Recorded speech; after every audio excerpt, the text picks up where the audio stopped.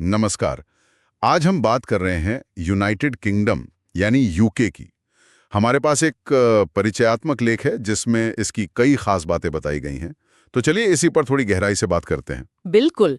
सबसे पहले तो इसका पूरा नाम ही काफी कुछ कहता है, United kingdom of great Britain and northern Ireland. ये सिर्फ एक नाम नहीं है, इसमें पूरा इतिहास छिपा है। मतलब ग्रेट ब्रिटेन जिसमें इंग्लैंड, स्कॉटलैंड, वेल्स आते हैं, और साथ में नॉर्दर्न आयरलैंड। हाँ, ये दिलचस्प है कि ये चार देश जिनकी अपनी अपनी ऐतिहासिक पहचान है, वो मिलकर एक यूनाइटेड किंगडम बनाते हैं। ये सिर्फ कोई प्रशासनिक व्यवस्था नहीं लगती, बल्कि जैसे इतिहास और संस्कृतियों का एक मिला-जुला रूप हो। सही कहा।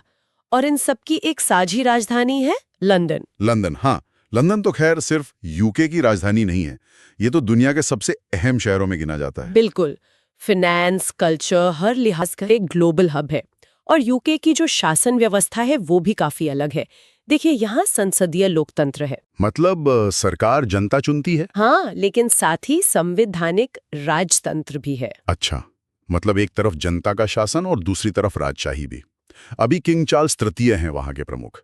ये सुनने में थोड़ा सा अजीब सा लगता है, पर यह व्यवस्था काफी पुरानी है शायद। हाँ, यही तो इसकी खासियत है।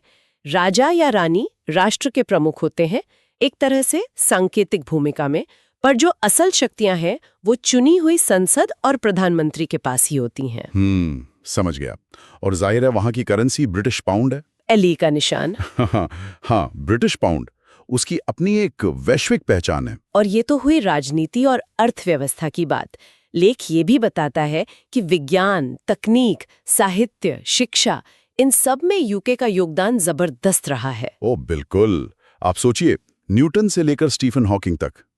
औद्योगिक क्रांति की शुरुआत भी तो वहीं से हुई। हाँ, सही बात है। और साहित्य की बात करें तो शेक्सपियर का नाम कैसे भूल सकते हैं। उनकी रचनाएं तो आज भी दुनिया भर में पढ़ी जाती हैं। शायद लेख इसी बात पर जोर दे रहा है कि कैसे इन चीजों ने दुनिया को एक नई दिशा दी। और शिक्षा में तो ऑक्सफोर्ड और कैम्ब्रिज, ये नाम तो सुनते ही एक अलग ही छवि बनती है मन में। बिल्कुल। ये सिर्फ पुरानी यूनिवर्सिटीज नहीं है, इन्होंने दुनिया भर के टैलेंट को अपनी ओर खींचा है और रिसर्च में बहुत आगे हैं।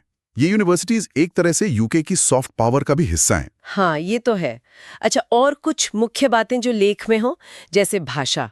हाँ, जाहिर है मुख्य भाषा का अंग्रेजी है, और इसी अंग्रेजी ने दुनिया भर में संवाद का माध्यम बनकर यूके के प्रभाव को और बढ़ाया है, इसमें कोई शक नहीं। और लेख में शायद कुछ जगहों का भी जिक्र होगा, जैसे बिग बेन, लंदन आय। हाँ, बिग बेन, लंदन आय, बकिंगम पैलेस, ये सिर्फ टूरिस्ट स्पॉट नहीं है, ये यूके की पहचान से जुड़े हैं, उसके इतिहास के प्रतीक हैं।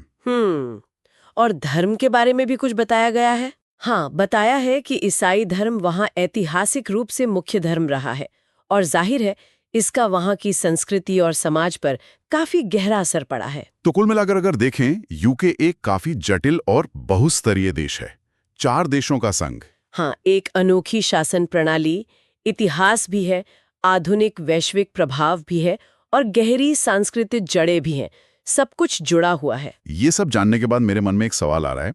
England, Scotland, Wales, Northern Ireland, इन चारों की अपनी पहचान है, अपना इतिहास है, कई बार शायद अलग अलग रास्ते भी रहे हैं। तो ऐसे में ये जो यूनाइटेड किंगडम का विचार है, ये आज के समय में कितना मजबूत है और भविष्य में इसका क्या रूप हो सकता है? हाँ, ये वाकई एक बड़ा सवाल है, और इसके कई पहलू हैं जिन पर सोचा जा सकता है। शायद